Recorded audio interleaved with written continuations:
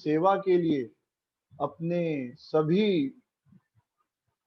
दुखों को, कष्टों को न ध्यान देते हुए उनके प्रसन्नता के लिए वृंदावन से नीलाचल निकल पड़े। माधवेंद्रपुरी यह नहीं सोचे कि कितना दूर होगा, वृंदावन से नीलाचल कितना दूर है। दोनों भारत के एकदम दो किनारों पर हैं, वृंदावन एक तरफ, नीलाचल दूसरी तरफ। लेकिन माधवेंद्रपुरी बिना किसी बारे में सोचे वहां पर निकले। तो इस प्रकार महाप्रभु ने साक्षी खीर चोर गोपीनाथ के दर्शन किए, खीर का प्रसाद खाया और उसके बाद वे आगे निकल पड़े। फिर यमुना से वो याजपुर पहुंचे, वहां पर उन्होंने बराह भगवान का दर्शन किया और उसके बाद वे कटक पहुंचे, जहां पर उन्होंने सुंदर साक्षी गोपाल जी के दर्शन किए। तो नित्यानंद प्रभु जी साक्षी गोपाल की कथा सुना रहे हैं कि कैसे दो ब्राह्मण, एक युवा और एक वृद्ध, व्रज दर्शन के लिए निकले और युवा ब्राह्मण ने वृद्ध ब्राह्मण की बहुत अच्छे से सेवा की, जैसे कोई अपने माता पिता की सेवा करता हो उस प्रकार सेवा की। उस सेवा से प्रसन्न होकर उस वृद्ध ब्राह्मण ने उस युवा ब्राह्मण से कहा कि मैं तुम्हें मेरी बेटी कन्यादान के रूप में दूंगा। तो युवा ब्राह्मण ने कहा कि ठीक है, आपका यह वचन मैं तभी मानूंगा, मैं तभी यह विवाह स्वीकार करूंगा जब आप यह वचन मुझे गोपाल के सामने दें। तो दोनों ब्राह्मण गोपाल के सामने खड़े हुए और वृद्ध ब्राह्मण ने कहा कि गोपाल, आपको साक्षी मानकर मैं अपनी कन्या इस युवा ब्राह्मण को देने का वचन देता हूं। और फिर युवा ब्राह्मण ने भी गोपाल से कहा कि गोपाल देखिए, आपके सामने यह ब्राह्मण मुझे वचन दे रहा है, अगर यह अपनी बात से पलटते हैं तो फिर आप ही साक्षी हो। दोनों ब्राह्मण घर आए और ब्राह्मण की जो पत्नी थी और परिवार वाले बहुत गुस्से में थे कि कैसे तुमने ऐसा वचन दे दिया।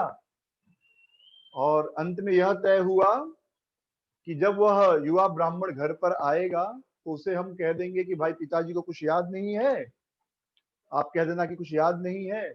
और गोपाल तो मूर्ति है, वह तो साक्षी देने आएंगे नहीं। फिर भी यदि आप चाहते हो अपना धर्म बचाना तो चुन लो, या तो धर्म बचेगा या परिवार बचेगा, क्योंकि परिवार वाले आत्महत्या करने की धमकी देते हैं। तो कल तक हम यह कथा सुने। तो जो वृद्ध ब्राह्मण था वह तैयार हो गया कि ठीक है, अगर गोपाल आकर साक्षी देंगे तो सब लोग मान जाएंगे।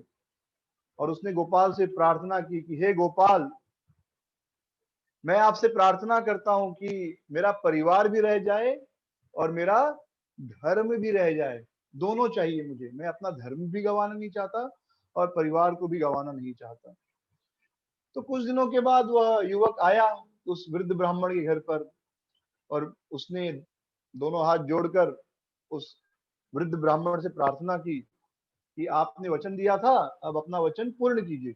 और जैसे ही युवक ने, उस वृद्ध ब्राह्मण के बेटे ने देखा कि यह युवा ब्राह्मण आया, एकदम गुस्से में आ गया हो।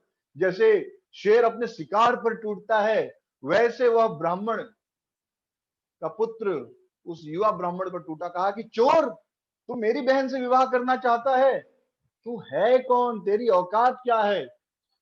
तू एक बौने के समान है और चांद को छूना चाहता है। तो ऐसे बहुत गुस्से से उस ब्राह्मण के पुत्र ने युवक ब्राह्मण को डराया और फिर कहा, तूने मेरे पिताजी को धतूरा खिला दिया और सारा पैसा लूट लिया, रुक अभी तुझे सजा देता हूं। और ऐसा कह के वो एक लाठी लेकर उस ब्राह्मण को मारने के लिए दौड़ा। ब्राह्मण बेचारा भागा जान बचा के कि अरे ये पूरे परिवार वाले पागल हो गए, मुझे मार देंगे, शादी दूर की बात है, सीधे स्वर्ग पहुंच जाऊंगा। फिर अगले दिन वह पंचायत के पास गया, सब पंचायत पंचों को बुलाया उसने। और पंचायत, तो जो पंचायत का मुखिया था उसने ब्राह्मण से पूछा कि भाई बताओ, ये जो बात कह रहा है ये बात सही है कि गलत है? हाँ। तो बूढ़े ब्राह्मण ने कहा कि मुझे कुछ याद नहीं है, ये पहले ही तय हो चुका था। तो बूढ़े ब्राह्मण ने कहा कि मुझे कुछ याद नहीं। तब तक ब्राह्मण का बेटा आ गया और उसने कहा कि देखो, मेरे पिताजी जब यात्रा करने गए थे तो बहुत पैसा लेकर गए थे, बहुत धन लेकर गए थे, लेकिन इस युवक ने उनका सारा पैसा चुरा लिया, उनको धतूरा खिला दिया और उनको बेहोश करके सारा धन लूट लिया। और अब ये कह रहा है कि मेरी बहन से शादी करना चाहता है। क्या इसकी लायकियत है, क्या इसकी योग्यता है मेरी बहन से शादी करने की। फिर युवा ब्राह्मण को पूछा गया, तुम बताओ भाई अपनी कहानी। कोर्ट में दोनों पक्ष सुना जाता है ना, तो युवा ब्राह्मण से पूछा गया, तुम अपनी कहानी सुनाओ। तो युवा ब्राह्मण जो था उसने कहा कि देखिए, इन्होंने वचन दिया, गोपाल के सामने वचन दिया, और गोपाल साक्षी हैं, तो अब मैं गोपाल को बुलाऊंगा गवाही देने के लिए, और गोपाल आकर सारी कथा बताएंगे कि कैसे इस वृद्ध ब्राह्मण ने मुझे यह वचन दिया था कि यह अपनी पुत्री का विवाह मुझसे करेंगे। गोपाल से बड़ा साक्षी कौन हो सकता है। तो जो वृद्ध ब्राह्मण था वह तैयार हो गया, कहा बराबर, एकदम सही, मैं इस बात का समर्थन करता हूं।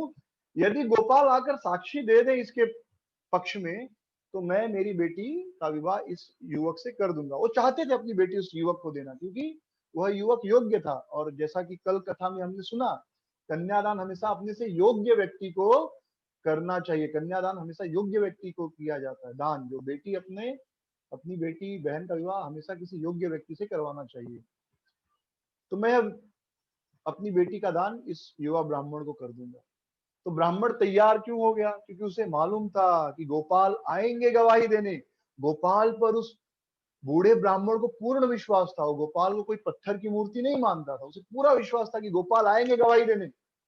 और जो उस ब्राह्मण का बेटा था वह भी तैयार हो गया। वह क्यों तैयार हो गया, क्योंकि उसे भी पूरा भरोसा था कि गोपाल तो पत्थर की मूर्ति है, वो नहीं आएगा। तो दोनों के अपने अपने रीजन थे, इसलिए बाप बेटे दोनों तैयार हो गए। तो युवा ब्राह्मण ने कहा, नहीं नहीं नहीं, इस ब्राह्मण को लिख कर देने दो, या लिख कर दे कि अगर गोपाल गवाही देंगे तो मैं मेरी बेटी का विवाह इस युवक से करूंगा। नहीं तो फिर भूल गए तो क्या, कल गोपाल आएंगे गवाही देंगे और ये ब्राह्मण कहेगा नहीं मुझे कुछ याद नहीं आ रहा है, तो ऐसे काम नहीं चलेगा, लिख कर देने दीजिए। तो सबने कहा ठीक है, कोई बात नहीं, ये ब्राह्मण लिख कर देगा। बूढ़े ब्राह्मण जो है लिख कर देंगे। तो युवक ब्राह्मण ने कहा कि एक्चुअली ये ब्राह्मण जो है ना बहुत अच्छा है, ये भगवान को डरते हैं, भगवान को मानते हैं, और इनकी इच्छा है कि अपनी बेटी मुझे दे। लेकिन इनके बच्चे, इनके बेटे और इनकी पत्नी ने इनको ऐसे धमकी दी है कि अगर ये बेटी का विवाह मुझसे करेंगे तो आत्महत्या कर लेंगे, इसलिए उस डर से ये ना बोल रहे हैं, नहीं तो ये तो चाहते हैं। तो पंचायत ने कहा कोई बात नहीं, जो कुछ भी है आप गोपाल को लाओ, गोपाल गवाही देंगे और ये लिख के आपको देंगे कि अगर गोपाल गवाही देने आ गए, गोपाल गवाही देंगे तो अपनी बेटी आपको देंगे। तो बूढ़े ब्राह्मण ने लिखकर दे दिया, पंचायत विसर्जित हो गई। युवा ब्राह्मण चल पड़ा वृंदावन की ओर गोपाल को लेने। चलते चलते कई दिनों की यात्रा के बाद वह कहाँ पहुंचा, वृंदावन पहुंचा। और गोपाल जी कहाँ पर है, गोविंद देव जी का मंदिर है ना, जो यमुना किनारे गोविंद टीला है, गोविंद जी का मंदिर है, वहां गोविंद देव जी का मंदिर है, वहां पर गोपाल जी का, साक्षी गोपाल का मंदिर है। तो जिनको याद नहीं है मैं फिर से याद दिला दूं, आप गोविंद देव जी को फेस करेंगे, सब सीढ़ियां ऊपर चढ़ जाएंगे, और लेकिन मंदिर के अंदर प्रवेश न करें, और अपने लेफ्ट साइड में आप देखेंगे वहां पर एक घर के दरवाजे जैसा दिखेगा आपको। पहले जमाने में जो घर का दरवाजा होता था वहां ऊपर लिखा होगा प्राचीन साक्षी गोपाल मंदिर। तो वहां पर गोपाल जी पहले थे। तो ब्राह्मण ने गोपाल को प्रणाम किया और फिर सारी बात गोपाल से कही। ये नहीं सोचे कि अरे ये तो भगवान है, सब पता है। हम लोग ऐसा सोचते ना, भगवान को क्या बताना, भगवान को तो सब कुछ पता है। या नास्तिक लोग सोचते रहे ये तो पत्थर की मूर्ति है, इनसे क्या बात करना। लेकिन गोपाल ने ना उनको ये सोचा कि भगवान ने सब कुछ पता है, ना ये सोचा कि ये नास्तिक है, अरे ये तो पत्थर की मूर्ति, इससे क्या बात करना। भगवान है और उनको मुझे मेरे हृदय की बात बतानी, करके सब बताया कि किस प्रकार उस बूढ़े ब्राह्मण ने कहा कि मैं सब कुछ भूल गया हूँ अपने पत्नी और बेटे के भय से। तो गोपाल अब आपको चलना होगा, आपको गवाही देनी होगी। हाँ, आप ही साक्षी हैं इस बात के, आपके सामने ही उस वृद्ध ब्राह्मण ने जो है वचन दिया था। तो मुझे इस बात की परवाह नहीं है, मुझे इस बात की चिंता नहीं है कि मुझे विवाह करना है, लेकिन आपके सामने यदि वचन दिया गया हो तो उसे पूरा करना चाहिए। और वो बूढ़ा ब्राह्मण उसने आपके सामने वचन दिया था, और यदि कोई आपके सामने वचन देकर तोड़ दे तो उसको नरक प्राप्त होता है, उसकी दुर्गति होती है। तो मैं नहीं चाहता कि वो वृद्ध ब्राह्मण नरक में जाए, उसकी दुर्गति हो। इतनी दया थी। अपने विवाह के लिए वो चिंतित नहीं था, पर क्योंकि भगवान के सामने कुछ वचन दिया गया है, तो फिर वो वचन जरूर पूरा करना चाहिए। तो आपको पता है कि आपको गवाही देनी है, और यदि गवाह गवाही नहीं दे या झूठी गवाही दे तो उसको भी पाप लगता है। तो अगर आप गवाही देने नहीं चलोगे तो आपको भी पाप लगेगा। ऐसा उस ब्राह्मण ने गोपाल जी से कह दिया। भगवान पाप पुण्य से परे हैं, पर लीला सुख के आनंद के लिए भगवान ये सब स्वीकार करते हैं। नहीं तो भगवान को कौन श्राप दे सकता है। लेकिन अगर भगवान को कोई श्राप न दे सके, भगवान को कुछ पाप पुण्य नहीं लगे, तो फिर लीला ही नहीं होगी ना।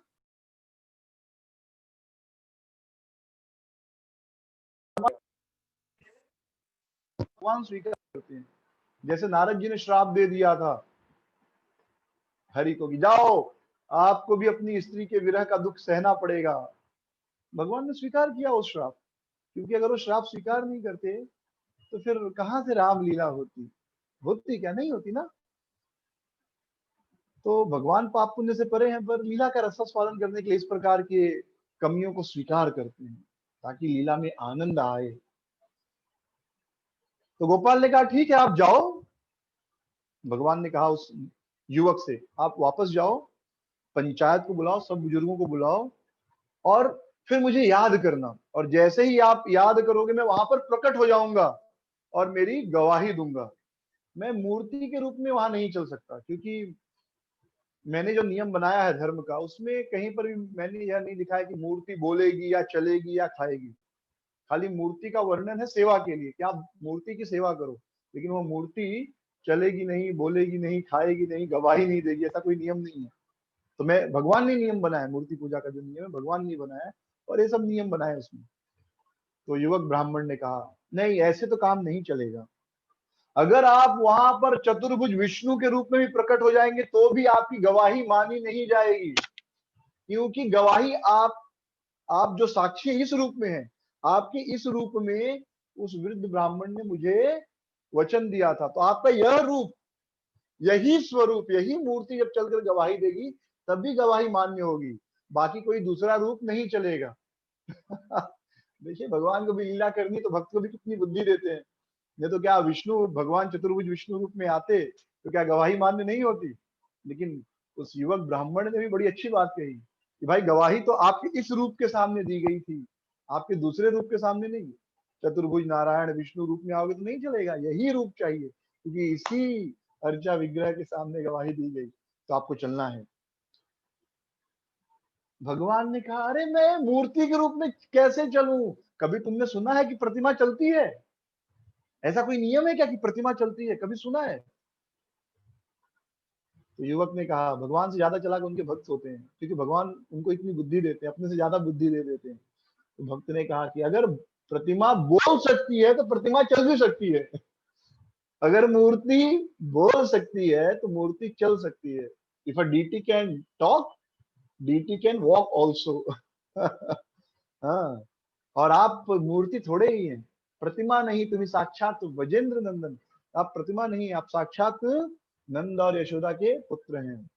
गोपाल हंसने लगे, वो भी खुश हो गए। भगवान भी ऐसे अपने भक्तों के साथ क्या कहते हैं, ठिठोली करते हैं, हंसी मजाक करते हैं। बोले कोई बात नहीं, कोई बात नहीं, मैं तुम्हारे पीछे पीछे चलूंगा, तुम आगे आगे चलो, मैं तुम्हारे पीछे पीछे चलूंगा, लेकिन तुम पीछे मुड़कर मत देखना। तो ब्राह्मण ने पूछा पर मुझे मालूम कैसे पड़ेगा तुम मेरे पीछे आ रहे हो, पता चला तुम आ ही नहीं रहे हो तो पीछे नहीं देखूंगा तो कैसे पता चलेगा। तो गोपाल ने कहा मेरे पैर में नुपुर है ना, उस नुपुर की आवाज से तुम्हें पता चलेगा कि मैं तुम्हारे पीछे पीछे आ रहा हूं, और यदि तुमने पीछे देखा तो फिर मैं वहीं खड़ा रह जाऊंगा, आगे नहीं बढ़ूंगा। भगवान ने शर्त रख दी। युवक ने कहा ठीक है। फिर युवक आगे चलने लगा, गोपाल पीछे पीछे चलने लगे। हाँ, और वृंदावन से प्रतिमा चली गोपाल की, कहा, विजयनगर। युवक आगे, गोपाल उनके पीछे, और पैरों के नुपुर से झन झन झन झन आवाज आ रही थी। तो उस ब्राह्मण को भी पता चल रहा था कि गोपाल मेरे पीछे पीछे आ रहे हैं। तो इस प्रकार चलते चलते कई दिन बीत गए। तो गांव के पहुंचने के पहले ब्राह्मण के मन में आ गया एक विचार कि भाई देख लो पीछे है कि नहीं, ये छलिया है। हाँ, कन्हैया को ने छलिया है, बोल देते हैं पर करते नहीं कुछ, बोलते हैं कुछ करते हैं कुछ। मैं गया पंचायत बुला के लाया और पता चला ये तो आया ही नहीं, वो छुन छुन का आवाज खाली सुनाई दे रहा है। तो उन्होंने पीछे मुड़कर देखा, पीछे गोपाल दिखाई दिए मुस्कुराते हुए। और गोपाल क्या बोले, आप जाओ मैं तो यहीं रहूंगा। तो वो युवा युवक गया, पूरे गांव को बुलाया कि देखो गांव गोपाल आए हैं गवाही देने, चल देने गवाही गोपाल। तो इस्कॉन उस समय मैंने ज्वाइन नहीं किया था, लेकिन उस इस्कॉन ज्वाइन नहीं किया था, लेकिन वो भजन सुनता था। तो एक भजन में ये था, चल देने गवाही गोपाल। तो मैं सुनता था लेकिन ये समझ में नहीं आता था कि कौन सा गवाही कौन से गोपाल। वो भजन था, बहुत सुंदर लगता था, सुनता था मैं, लेकिन कभी समझा नहीं। बाद में जब ज्वाइन किया, चैतन्य चरितामृत पढ़ा, तब पता चला अच्छा यही साक्षी गोपाल है जो भजन में गाया गया है। हाँ, मतलब बाहर का कैसेट था, इस्कॉन का भी कैसेट नहीं था। तो गोपाल, तो सारे गांव के लोगों में एकदम है आश्चर्य हो गया, सब लोग गोपाल गवाही देने आए हैं। पूरे गांव के लोग जमा हो गए, पंचायत जमा हो गई, सब गए गोपाल को देखने। वो वृद्ध ब्राह्मण भी बहुत खुश हो गया, उन्हें तो पूरा विश्वास था कि गोपाल आएंगे। वृद्ध ब्राह्मण आया और तुरंत गोपाल को प्रणाम किया और गोपाल को बहुत बहुत धन्यवाद दिया कि गोपाल आप आए, आपने अपना वचन पूर्ण किया। फिर गोपाल ने गवाही दी। गोपाल बोले सबके सामने कि हाँ, इस युवक ने इस ब्राह्मण की बहुत सेवा की और इस वृद्ध ब्राह्मण ने इस युवक ब्राह्मण को वचन दिया है कि वह अपनी बेटी इसे देगा। तो सब लोग बहुत खुश हो गए, बड़े आनंद में आ गए, गोपाल के मुख से तो गवाही हो ही गई। हाँ, और बूढ़ा ब्राह्मण तो बहुत खुश था, उसकी तो इच्छा थी कि इतना योग्य दामाद मिले, इतना अच्छा भक्त दामाद मिले, तो कितने आनंद की बात है। नहीं तो आजकल तो कोई भी लड़का जनरली खाने पीने वाला, मतलब मांस खाना, दारू पीना, गुटखा शराब बड़ा नॉर्मल है। और ऐसा नहीं है तो भी भक्त लड़का मिलना तो बहुत ही असंभव है, हो गया आज के समय में। वो कहते ना कि सबको खाते पीते घर का लड़का चाहिए, सबको खाते पीते घर का लड़का चाहिए, लेकिन लड़का खाने पीने वाला नहीं होना चाहिए। तो इसका बड़ा विशेष महत्व है कि खाते पीते घर का होना चाहिए, मतलब अमीर घर का, लेकिन खाने पीने वाला नहीं होना चाहिए, मतलब दारू पीने वाला नहीं होना चाहिए, नॉनवेज खाने वाला नहीं होना चाहिए। तो गोपाल ने फिर दोनों ब्राह्मणों से कहा कि मैं तुम सबसे बहुत प्रसन्न हूँ, आप लोग कितने धार्मिक हो, कितने सरल हो, और आपका मुझ पर कितना विश्वास है। आप दोनों को विश्वास था।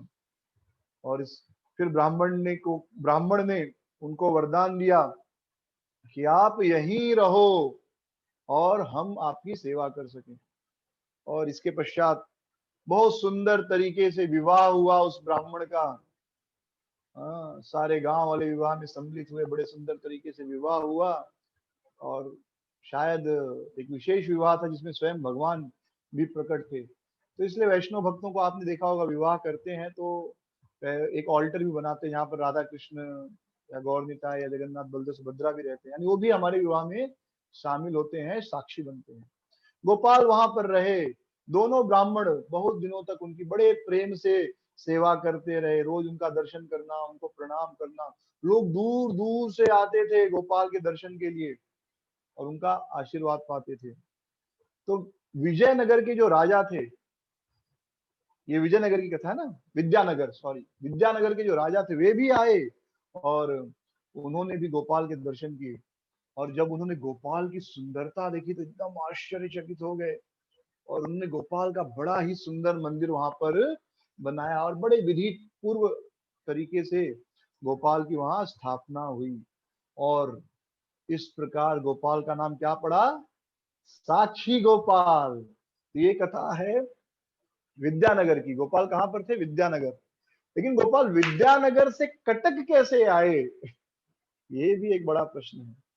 तो उस प्रश्न का उत्तर अब हम देंगे, अब हम लोग उस उत्तर को सुनेंगे कि कुछ समय के बाद पुरुषोत्तम देव, राजा पुरुषोत्तम देव, जो कि उड़ीसा के राजा थे, प्रताप रुद्र के पिताजी, उन्होंने विद्यानगर के राजा के ऊपर आक्रमण कर दिया और बड़ा भयंकर युद्ध हुआ विद्यानगर के राजा में और उड़ीसा के राजा प्रताप रुद्र में। और उस युद्ध में राजा प्रताप रुद्र ने विद्यानगर के राजा को पराजित कर दिया। तो दोनों भगवान के भक्त थे, पुरुषोत्तम देव भी भगवान के भक्त थे। तो उन्होंने जब गोपाल को देखा, उनकी सुंदरता को, बड़े प्रसन्न हो गए, उनका मन आ गया और उन्होंने गोपाल को विद्यानगर से कटक शिफ्ट कर दिया। गोपाल गोपाल की आज्ञा प्राप्त करके भगवान राजा प्रताप रुद्र भगवान को विद्यानगर से कहां लेकर आ गए, कटक आ गए। तो एक बार राजा की पत्नी, राजा प्रताप रुद्र की पत्नी गोपाल के दर्शनों के लिए आई और उन्होंने गोपाल के लिए बहुत सारे आभूषण दिए। तो पहले के राजा जमींदार ये सब बहुत धार्मिक होते थे, भगवान को बहुत मानते थे, बहुत सेवा पूजा, अपना धन भगवान की सेवा में लगाते थे और वही पुण्य था कि उनको भगवान देते भी थे। तो रानी के पास एक बड़ा ही सुंदर मोती था जो अपने नाक में पहनती थी, पर्ल, बहुत सुंदर मोती था। तो गोपाल को देखती थी और सोचती थी गोपाल मेरे कितने सुंदर हैं, कितने आकर्षक हैं, अगर मेरे गोपाल के नाक में छेद होता तो मैं मेरे गोपाल को यह मोती नाक में पहनाती। आप देखिए श्रीनाथ जी में दर्शन कीजिए, श्रीनाथ जी के, तो उनके नाक में यहाँ मोती है ऐसे। आजकल तो औरतें भी नाक में नथुनी बोलते हैं ना, नथुनी पहना बंद कर दी है फैशन में, वो नाक में नहीं पहनती, कान में पहन लिया और बड़ा बात है, तो नाक में भी नहीं पहनती, ऐसा जमाना आ गया है। हाँ, लेकिन गोपाल पहले जमाने में गोपाल कृष्ण भगवान भी पहन लेते थे नाक में, तो बहुत सुंदर नाक में नथुनी पहनाने की इच्छा हो गई रानी की, काश मेरे गोपाल के नाक में छेद होता। और इस प्रकार निरंतर वो चिंता करती थी, हमेशा गोपाल का स्मरण करती थी, स्वप्न में गोपाल को देखती थी, बहुत बार बार इच्छा होती थी, दिन भर गोपाल का चिंतन, रात्रि में स्वप्न में गोपाल का चिंतन। हाँ, अब कोई राजा रानी बना है तो कुछ न कुछ तो पुण्य है, तभी तो भगवान का भक्ति है, तभी तो इतना बड़ा राजा रानी बने, नहीं तो ऐसी थोड़ी कोई राजा रानी बन जाता है। तो एक दिन गोपाल सपने में आए और गोपाल ने कहा कि जब मैं छोटा बालक था तो मेरी माँ ने मेरे नाक में एक छेद किया था और उस छेद में उन्होंने मुझे मोती का जो नथुनी होता है पहनाया था। आज भी वो होल है, ध्यान से देखो मेरे नाक में, ध्यान से देखिए, भगवान के नाक में छोटा सा होल है, तो आप वहां पर मुझे नथुनी पहना दीजिए। अगले दिन रानी सुबह उठी, इतनी खुश थी, तुरंत मंदिर में गई स्नान इत्यादि करके राजा को लेकर। और जब उन्होंने गोपाल के नाक में छोटा सा छेद देखा, बहुत खुश हो गई, इतना आनंद आया उनको। उन्होंने सुनारों से कह के बड़ा सुंदर वो जो मोती था उससे बड़ा सुंदर नथुनी बनाया और गोपाल को वह नथुनी समर्पित किया। हाँ, और गोपाल बड़े ही सुंदर लगने लगे उस नथुनी में, और राजा ने बड़ा उत्सव मनाया। तो पहले के राजा जो होते थे वो अपना बर्थडे शड्डे नहीं मनाते थे, भगवान के उत्सव में उत्सव मनाते थे। हाँ, भगवान का प्राकट्य है, भगवान का स्थापना है, उस दिन लोगों को दान देना इत्यादि, भगवान का विशेष अभिषेक, और अपना जन्मदिन भी मनाते थे तो उसमें भी भगवान का ही सेवा पूजा होता था। जैसे भक्त लोग अपना जन्मदिन मनाते हैं, भगवान का अभिषेक करते हैं, भगवान को 56 भोग लगाते हैं, तो इस प्रकार गोपाल नाक में नथनी पहने। तो इस समय गोपाल कटक में नहीं है बल्कि किसी और जगह है, तो फिर वहां से भगवान यहाँ शिफ्ट हो गया और एक जगह। तो इस चैतन्य महाप्रभु बड़े आनंद से यह कथा सुने, गोपाल किस प्रकार साक्षी गोपाल बने, किस प्रकार अपने भक्ति के लिए वृंदावन से कटक आए, विद्यानगर आए, विद्यानगर से फिर कटक आए पुरुषोत्तम देव के लिए। और शायद कृष्ण की इच्छा थी कि जब वो चैतन्य महाप्रभु के रूप में आए तो गोपाल के दर्शन करे, इसलिए वो कटक आ गए होंगे, नहीं तो विद्यानगर के रास्ते से तो महाप्रभु का जाना हुआ नहीं। तो बड़ा आनंद हो गए महाप्रभु, हाँ, जब उन्होंने गोपाल की कथा सुनी। फिर कटक से महाप्रभु गए भुवनेश्वर। तो कटक से महाप्रभु आगे का प्रस्थान किए और भुवनेश्वर पहुंचे। भुवनेश्वर को क्या कहते हैं, गुप्त काशी भी कहते हैं, क्योंकि वहां शिव जी का वास है। वहां पर वे बिंदु सरोवर नामक एक तालाब है, वहां पर वे स्नान किए और उसके बाद वे दर्शन के लिए मंदिर के अंदर गए। तो बिंदु सरोवर जो मंदिर है, बिंदु सरोवर जो है, इसका कथा हम सबने सुना है कि यहाँ पर सभी तीर्थों का जल है, बिंदु सरोवर। और सरोवर के बीचों बीच में शिव जी का मंदिर है, शिव जी का भी मंदिर है और नारायण है। तो ये हम जब लोग जगन्नाथपुरी मानसिक परिक्रमा किए थे तो यह कथा सुनी। तो जब महाप्रभु ने इस प्रकार शिवाजी का दर्शन किए, बड़े आनंद में आ गए और बड़े आनंद के साथ वो शिव जी के सामने नाचने लगे। तो वृंदावन दास ठाकुर स्कंद पुराण से भुवनेश्वर महादेव की कथा, बड़ी सुंदर कथा सुनाते हैं। तो यह कथा इस प्रकार है कि शिव जी सबसे शुरू में पार्वती के साथ काशी यानी बनारस में रहते थे। बनारस में शिव जी पार्वती के साथ काशी काशी बनारस में रहा करते थे। बनारस का एक्चुअल नाम काशी है। तो काशी में रहते थे, बाद में वे कैलाश चले गए, कैलाश पर्वत पर रहने के लिए। तो काशी में उस समय राजा जिनका नाम काशी राज था, वे रहा करते थे। तो उन्होंने बड़े प्रेम से पूजा की शिव जी की और बहुत तपस्या की। तो शिव जी बड़े प्रसन्न हो गए और उन्होंने काशीराज को दर्शन दिया और कहा, क्या वरदान चाहिए आपको, मांगिए। तो काशीराज ने कहा कि मुझे वरदान दीजिए कि मैं कृष्ण को युद्ध में हरा सकूं। तो शिव जी तो आशुतोष है, जल्दी प्रसन्न हो जाते हैं, वरदान फटाक दे देते बिना सोचे समझे। तो उन्होंने कहा, राजा बिल्कुल चिंता मत करो, जाओ और कृष्ण के ऊपर आक्रमण कर दो।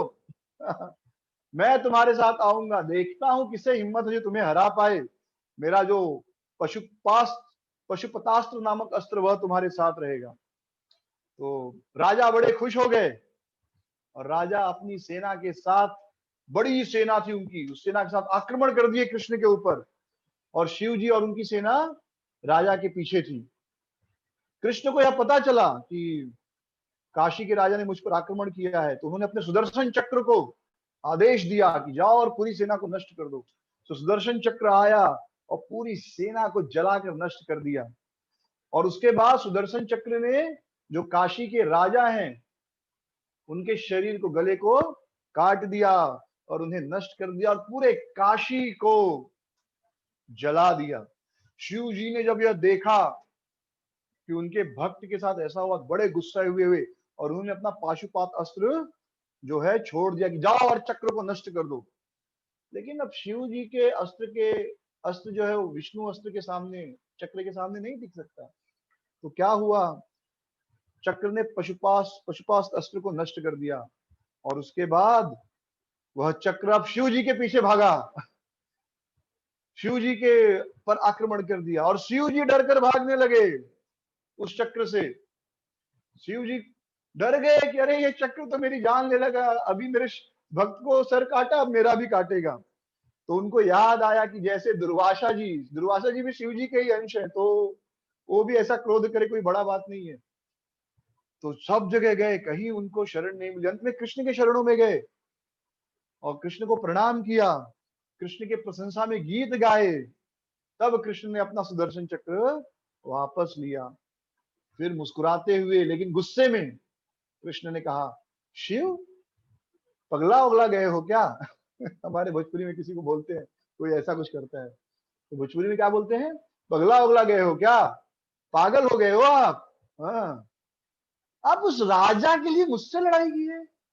हाँ, वो राजा एक तुच्छ कीड़े के समान है, उसके लिए आप मुझसे युद्ध किए? आपको पता है कि जो मेरा चक्र है वो अजेय है, कोई उस चक्र को पराजित नहीं कर सकता।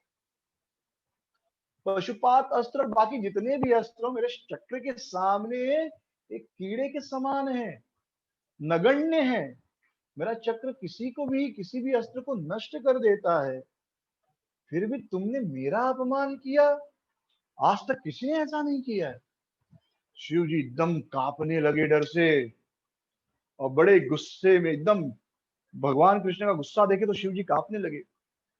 उन्होंने भगवान के चरण कमलों को पकड़ लिया और हाथ जोड़कर प्रार्थना की कि प्रभु आप तो ब्रह्मांड के स्वामी हैं, पूरे विश्व के स्वामी हैं।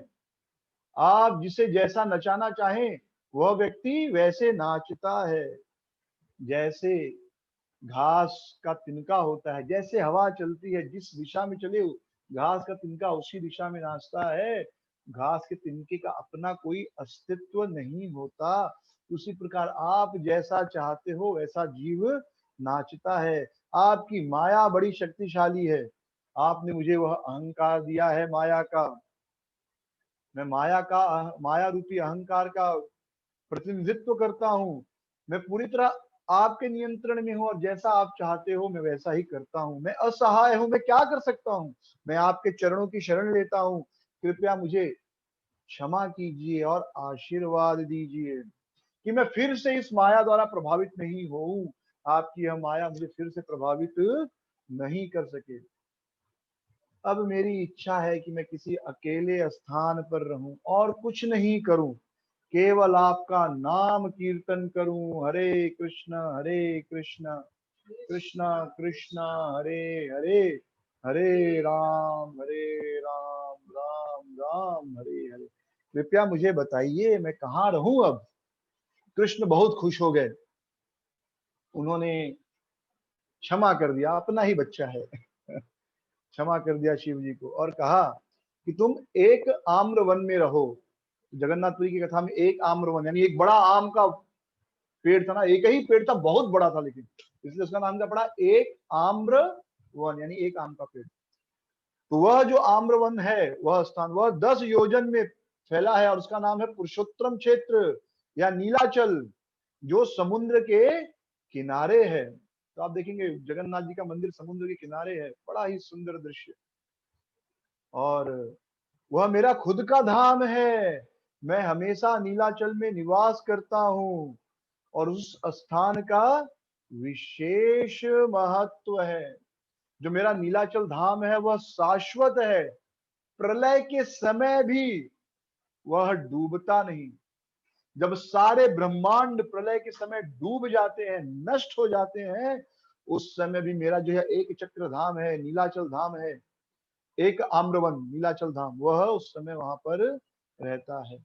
और जो कोई भी उस स्थान पर रहता है, उस धाम वासी है, वह मेरे जैसा ही है। और देवता उसे चतुर्भुज विष्णु के रूप में देखते हैं। वहां के सारे निवासी धामवासी चतुर्भुज विष्णु के रूप में है। और वह स्थान देवताओं के, यमराज के परे है। यमराज का वहां पर शासन नहीं चलता।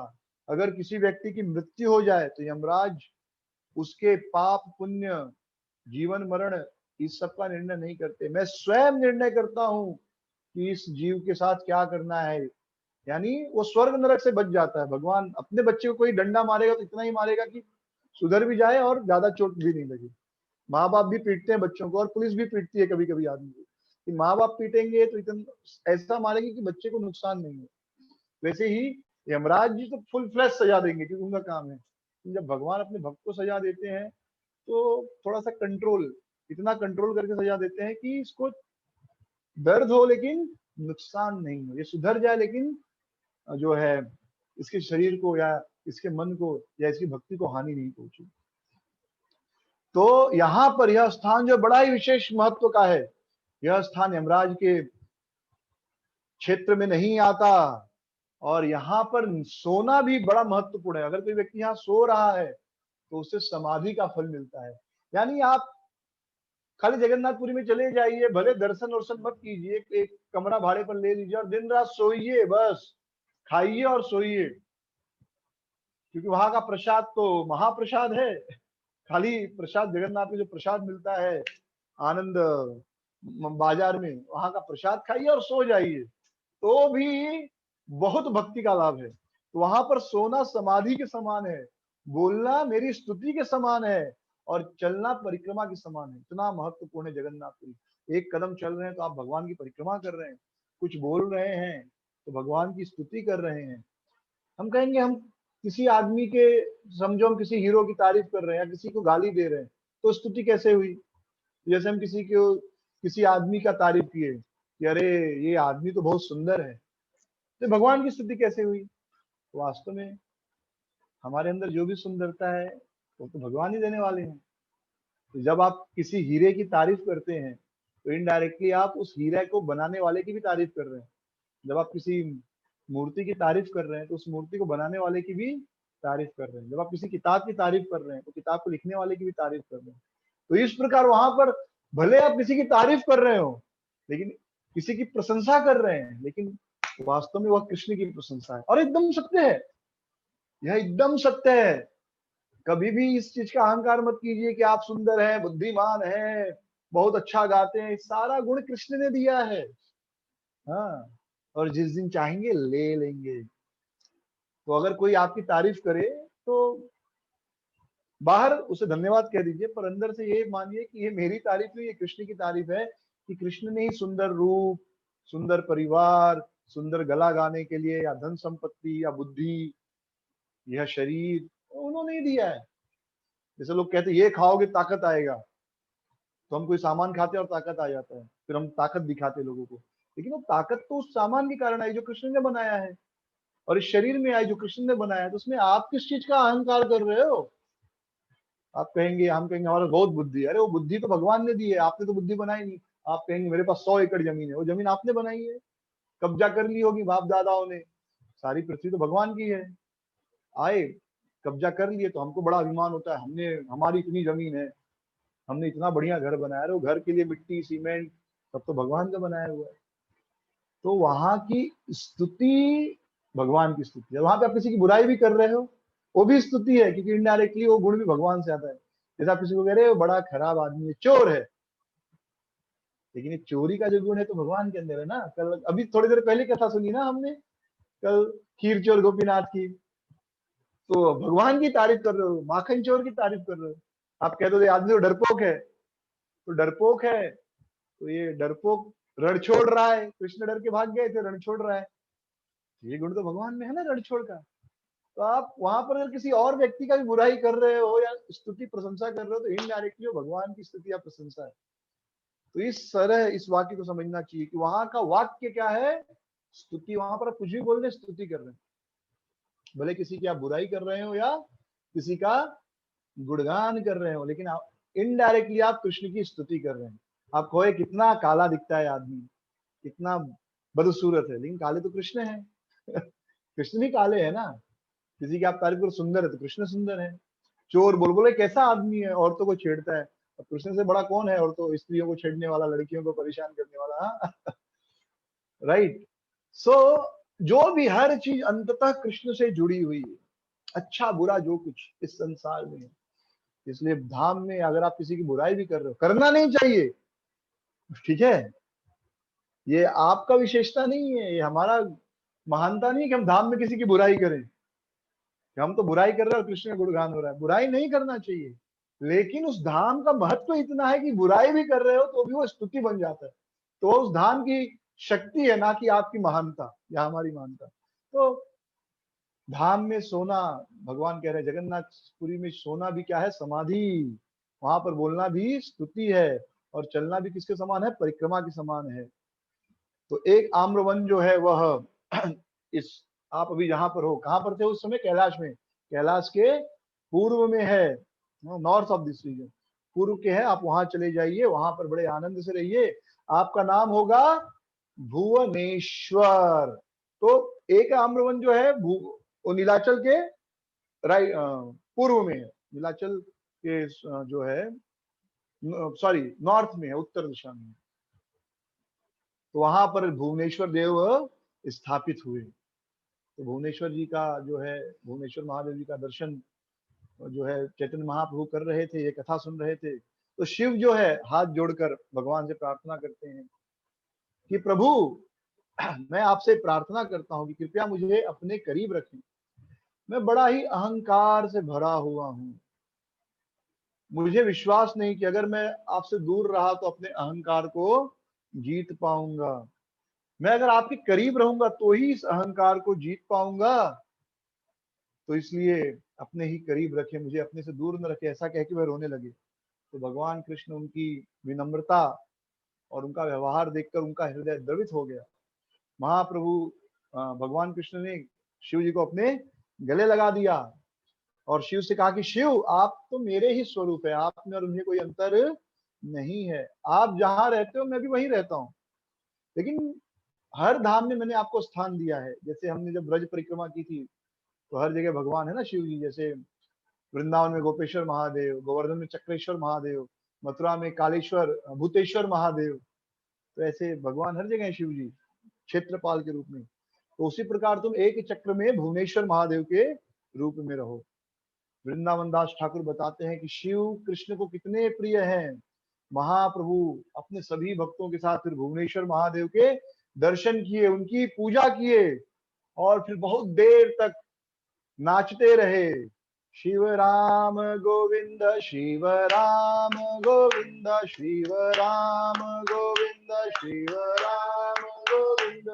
तो महाप्रभु ताली बजा रहे थे, नाच रहे थे भुवनेश्वर महादेव के सामने, और गा रहे थे शिव राम गोविंद, शिव राम गोविंद, शिव राम गोविंद, शिव राम गोविंद। तो इस प्रकार पुराणों में जो कहा गया है कि कृष्ण और शिव के बीच का जो संबंध है, वो महाप्रभु ने अपने व्यवहार द्वारा सिद्ध किया। तो सबके मन में एक प्रश्न आ सकता है कि अगर शिव का और कृष्ण का ऐसा संबंध है, शिव जी कृष्ण के इतने करीब हैं कि शिव जी कृष्ण शिव को अपना ही स्वरूप मानते हैं, तो फिर शिव जी ने क्यों काशी राज को यह वरदान दिया कि जाओ और कृष्ण को युद्ध में हरा दो? और फिर क्यों वे काशी राज के साथ भगवान कृष्ण से युद्ध करने आए? और शिव जी कोई साधारण व्यक्ति नहीं है। शिव जी कौन है? वैष्णवा नाम यथा शंभु, वैष्णव में शंभु है, परम वैष्णव है शिव जी, सभी भक्तों में श्रेष्ठ हैं। उनके पास परम ज्ञान है, भक्ति है। तो कोई ज्ञानी व्यक्ति, कोई भक्त व्यक्ति क्या भगवान कृष्ण से युद्ध करने का सोच सकता है? लेकिन भगवान कृष्ण पूरे विश्व को, संसार को शिक्षा देना चाहते हैं। कृष्ण क्या है? शिक्षा गुरु हैं सभी जीवों के। शास्त्रों द्वारा कृष्ण जीव को शिक्षा देते हैं, और कभी कभी अपने भक्तों के द्वारा, अपने व्यवहार द्वारा कृष्ण शिक्षा देते हैं। तो शास्त्रों में भगवान ने सब कुछ बता दिया है, लेकिन प्रैक्टिकली भी कभी कभी करके दिखाते हैं। तो भगवान बताना चाहते थे कि देखो मेरी माया कितनी प्रबल है। दैवी हैष गुणमयी मम माया दुरत्यया, मामेव ये प्रपद्यन्ते मायामेतां तरन्ति ते। तो भगवान कह रहे जो मेरी माया है बड़ी ही प्रबल है, गुण में मम माया दुरत्यया, दुरत्यया, इस माया को पार कर पाना बड़ा ही मुश्किल है। और सही बात है, भगवान की माया का प्रभाव देखिए कि हर आदमी को पता है कि शरीर में हड्डी है, मांस है, मल है, मूत्र है, गंदगी से भरा हुआ है। मतलब नाक से लगती, मुंह से थूक, कान से कीचड़, पूरा गंदगी ही गंदगी। जितने भी 9 छेद हैं शरीर में, केवल गंदगी ही निकलती है। फिर भी इसी शरीर को सजा सवार कर जो पिक्चर में दिखाया जाता है, तो लोग 500-500 रुपए का टिकट देखकर खाली वो हीरोइन को नाचते हुए देखना चाहते हैं, हीरो को देखना चाहते हैं। हाँ, वो उनकी आंखों लिखते, भाई ये आंखें कितनी सुंदर है, काली काली आंखें और बाल, तारीफ करते हैं। लेकिन वही आंख आप जमीन निकाल के ऐसे टेबल पर रख दो, सुंदर लगेगा? लोग कहते हैं भाई ये आदमी की आंखें बड़ी सुंदर है, ठीक है तो आंख निकाल के दे दो उसके हाथ में, आदमी डर जाएगा। या जो बाल है, ये बाल जब बाल दाल में मिलता है तो आदमी कितना गुस्सा करता है। एक आदमी बार बार फेसबुक पर तारीफ में, किसी स्त्री की तारीफ में लिखता था, ये रेशमी जुल्फें, ऐसे करके वो शायरी लिखता था। पत्नी का एक दिन बड़ा गुस्सा आया। पत्नी ने पूछा ये तुम इतनी शायरी लिखते हो, हाँ, रेशमी जुल्फें इत्यादि किसके लिए लिखते हो? तो पति घबरा गया, फिर बोला अरे तुम्हारे लिए लिखता हूँ, तुम्हारे बालों के लिए लिखता हूँ, तुम्हारे बाल कितने सुंदर है। पत्नी ने कहा अच्छा, जब इतने सुंदर है, इतना प्रेम है, तो ये बाल कभी कभी दाल में गिरा हुआ रहता है तो गुस्सा क्यों करते हो, झगड़ा क्यों करते हो? राइट। तो यही माया है भगवान का। सोचिए, इतना गंदा शरीर, लेकिन फिर भी कितना प्यारा हमें लगता है, और कितना इस शरीर को हम प्यार करते हैं। तो भगवान कह रहे मेरी माया बड़ी दुर्जय है, और मनुष्यों का छोड़ो, देवता भी इस माया को विजय नहीं कर सकते। शिव जी इस माया से भ्रमित हो जाते हैं। मुह्यन्ति यत सूरयः, बड़े बड़े देवता भी भगवान की माया से मोहित हो जाते हैं। तो भगवान ने शिव जी को अहंकार दिया है, और ये अहंकार क्या करता है? हमारा जो अहंकार हमारे ज्ञान को, भक्ति को ग्रहण लगा देता है। तो यह ग्रहण, जितना ज्यादा अहंकार होगा उतना ज्यादा हमारे ज्ञान और भक्ति पर ग्रहण लग जाएगा। और यह ग्रहण शिव जी को लग गया, इसलिए वो कृष्ण से युद्ध करने के लिए तैयार हो गए। तो भगवान के माया से, अहंकार से तभी निकल सके वो, जब उन्होंने कृष्ण को समर्पण किया। उसके पहले भी वो चक्र से लड़ रहे थे, फिर भागने की कोशिश कर रहे थे, अंत में समझ गए मेरी तो कोई ताकत नहीं, तब कृष्ण को समर्पण किए। तब उनको समझ में आया कि कृष्ण की माया से हम जीत नहीं सकते। तो जब तक जीव भगवान के करीब नहीं रहे और भगवान को समर्पण नहीं करे, इस माया को जीतना बड़ा ही मुश्किल है। अब हम कहेंगे शिव जी तो भैया शिव जी हैं, हाँ उनका क्या, उनसे हम थोड़ी तुलना कर सकते हैं। तो शिव जी तो, कृष्ण जी तो शिव जी को अपने बगल में रख लिए भुवनेश्वर महादेव के रूप में। हाँ, और जगन्नाथपुरी में भी 5-5 शिव जी हैं, शिव जी अपने 5 रूपों में हैं। वृंदावन में शिव जी हैं, द्वारका में सोमनाथ में शिव जी हैं, आसपास इलाके में भले वो 3 घंटा लगता है लेकिन वही है उनके यहाँ। हाँ, फिर नागेश्वर महादेव जी के रूप में 1 घंटा दूरी पर, यानी जहाँ पर भगवान कृष्ण का कोई बड़ा मंदिर है आसपास, हाँ आधे 1 घंटे की दूरी में शिव जी का बड़ा मंदिर होगा ही होगा, होना ही चाहिए। तो हम लोग लेकिन कैसे भगवान के करीब रहें, हम कैसे भगवान को समर्पण करें? तो हम भगवान को कैसे समर्पण कर सकते हैं, हम भगवान के कैसे करीब रह सकते हैं? स्मरण द्वारा और नाम जप के द्वारा हम हमेशा कृष्ण के करीब रह सकते हैं। हरे कृष्ण कृष्ण कृष्ण हरे हरे, हरे राम राम राम हरे हरे। तो यदि हम अहंकार से बचकर माया के बंधन से मुक्त होना चाहते हैं, कृष्ण के करीब रहना चाहते हैं, तो नियमित नित्य प्रतिदिन भगवान का नाम जप, भगवान का कीर्तन और उनका स्मरण करना चाहिए। क्योंकि भगवान का नाम और भगवान में कोई अंतर नहीं है। कली काले नाम रूपे कृष्ण अवतार, नाम लेते है सर्व जगत उद्धार। कलयुग में कृष्ण नाम के रूप में प्रकट हुए हैं। तो इस प्रकार चैतन्य महाप्रभु ने बड़े सुंदर रूप से भगवान के दर्शन किए। फिर वो भुवनेश्वर से चले और कहाँ पहुंचे? भुवनेश्वर से चलते हुए कमलापुर आए। तो जब वो कमलापुर पहुंचे तो कमलापुर की विशेषता क्या है? कमलापुर से जगन्नाथ जी मंदिर का झंडा दिखाई देता है। तो जब वो जगन्नाथ जी मंदिर पहुंचे तो उनको जगन्नाथ जी, मतलब कमलापुर एक स्थान है, गांव है, वहां से जगन्नाथ जी का मंदिर दिखाई दिया, मंदिर का झंडा दिखाई दिया। मंदिर से भी ऊंचा झंडा होता है, यानी मंदिर हो गया, मंदिर का चक्र हो गया, अंदर मूर्ति का दर्शन होगा लेकिन मंदिर का जो चक्र होता है वो ऊंचा बनाया जाता है ताकि दूर से दर्शन हो और भगवान की याद आए। फिर उससे भी ऊंचा झंडा लगाया जाता है ताकि और दूर से वो झंडा याद दिखे और याद आए भगवान की। तो वो झंडा दिखा और झंडा देखते ही महाप्रभु एकदम खुश हो गए, एकदम भाव में चिल्लाए, जोर से गर्जन किए और बड़े तेजी से वे नीलाचल नीलाचल तो पहुंच ही गए थे, जगन्नाथ के मंदिर की ओर दौड़े और बार बार एक ही श्लोक गा रहे हैं। प्रसद आगे निवसति पुरः स्मेरवत अबिंदो मामलोक स्मित सुवदनो बाल गोपाल मूर्ति। देखो देखो, मंदिर के ऊपर बाल गोपाल मुझे देख रहे हैं और मुस्कुरा रहे हैं। तो ऐसा कह के ये श्लोक बार बार जपते हुए महाप्रभु कभी गिर रहे हैं, कभी पढ़ रहे हैं, कभी नाच रहे हैं, कभी हंस रहे हैं, कभी रो रहे हैं।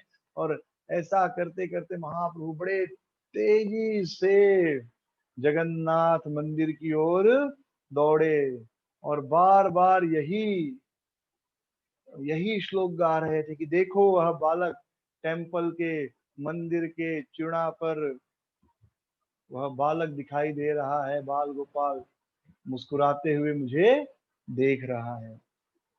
इस प्रकार यह जब करते करते हुए अठार नाला पहुंचे। अठार नाला जब पहुंचे तो महाप्रभु अपने भाव को नियंत्रित किए।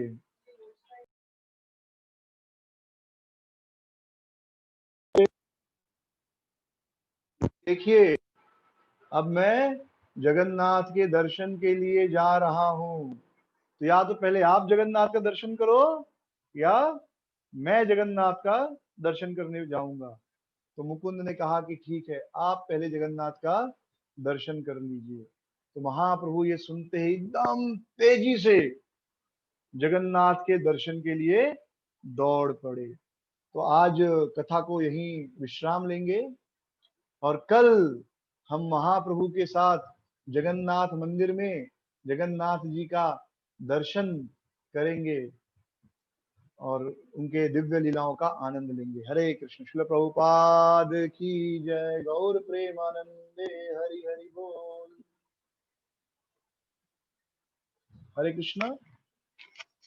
तो आज का नरसिंह आरती कौन गा रहे हैं? आदित्य प्रभु आज नरसिंह आरती गाएंगे।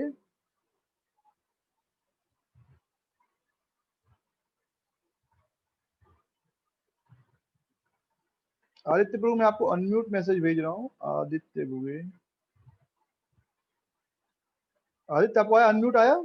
अनम्यूट यस प्रभु। आप अगर नेट अच्छा है तो प्रभु जी विल सिंग आरती, उसके बाद एक दो अनाउंसमेंट है तब मैं करूंगा। हरे कृष्ण।